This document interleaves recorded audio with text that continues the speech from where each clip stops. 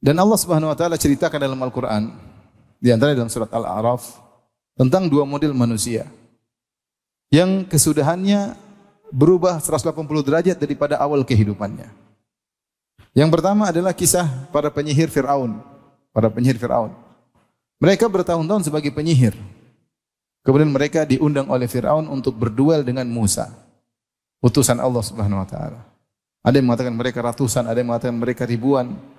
Maka berkumpullah mereka untuk berduel dengan Nabi Musa alaihissalam, dan akhirnya mereka kalah, dan akhirnya mereka mengaku tentang kepada Allah. Mereka berkata, amanna bi Rabbi Harun wa Musa. Kami beriman kepada Rabbnya Harun dan Rabbnya Musa. Fir'aun marah-marah.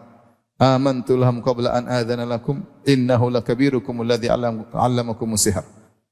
Kalian beriman kepadanya tanpa aku izinkan, tanpa aku perintahkan.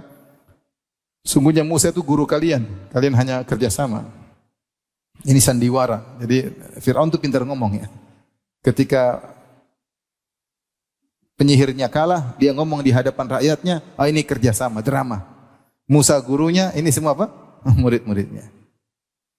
Kemudian dia berkata, la uqatti'anna aydiyakum wa arjulakum min khilaf wa la usallibannakum fi judhu'an nakhl wa la ta'lamunna ayyuna ashadda 'adzaba wa abqa.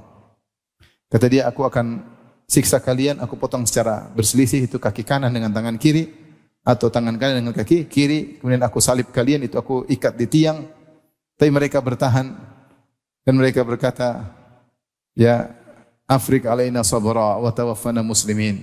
Ya Allah, curahkanlah kesabaran sebanyak-banyaknya dan wafatkan kami dalam kondisi Islam. Akhirnya mereka khitamnya, penghujungnya meninggal dalam kondisi beriman. Siapa yang duga para penyihir ini yang puluhan tahun menjadi profesinya adalah syirik besar, menjadi penyihir, kerja untuk orang yang ngaku sebagai Tuhan, yaitu Fir'aun, ternyata di akhir hayat mereka masuk Islam.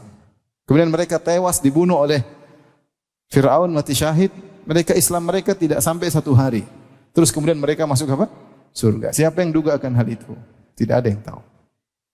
Ini contoh pertama bagaimana yang kehidupannya penuh dengan kerusakan. Entah sebab apa yang mungkin ada kebaikan dalam hati mereka, dan kita enggak tahu, itu rahasia Allah Subhanahu wa taala. Tiba-tiba di penghujung mereka beriman kemudian meninggal. Sebaliknya Allah berfirman dalam surat Al-A'raf juga ayat 175. Kata Allah, "Watlu 'alaihim naba'al ladzi atainahu ayatina fansalakha minha fa'atba'ahu asyaitanu fakana minal ghawin. Walau syi'na la rafa'nahu biha walakinnahu akhlada ilal ard wattaba'a hawah." Kata Allah Subhanahu wa taala, wahai Muhammad, bacakanlah kepada mereka tentang kisah seorang alladzi atainahu ayatina, yang kami ajarkan kepadanya Taurat. Ini orang alim di kalangan Bani Israel. Banyak ahli tafsir mengatakan namanya Bal'am bin Ba'ura. Bal'am bin Ba'ura. Ahli tafsir. Dia adalah ahli Taurat, bahkan dikenal kana mujabat dakwah. Kalau berdoa dikabulkan. Ya.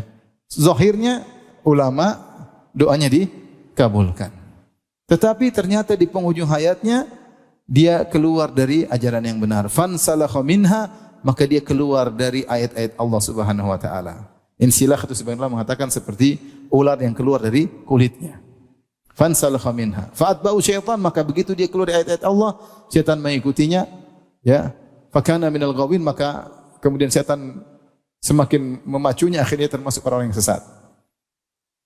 Kata Allah, walau syi'na, perhatikan, kembali kepada kehendak Allah. Walau syi'na la rafa'nahu biha. Kalau kami berkehendak, kata Allah, kami akan angkat dia, derajatnya tinggi karena dia menguasai Taurat. Yaitu dia menguasai ayat-ayat Allah. Ahli kitab. Kalau zaman kita ahlul Quran, tapi dia ahlu Taurat. Walau syi'na la rafa'nahu biha. Kalau kami berkehendak, kami akan angkat dia. Tetapi kenapa? Walakinnahu akhlada ilal ard. Tapi dia condong kepada dunia. Dia lebih condong kepada dunia. Ternyata ayat-ayat yang dia pelajari, ilmunya tentang Taurat, doanya yang mudah dikabulkan, ternyata tidak menjamin penghujungnya adalah baik. Ya. Walakinnahu akhlada ilal ard wattaba hawah. Maka dia mengikuti, condong kepada dunia dan mengikuti hawa nafsunya. Akhirnya meninggal dalam kondisi murtad. Jadi subhanallah, masalah penghujung seorang tidak ada yang tahu. Kita tahu bagaimana penghujung kita enggak tahu.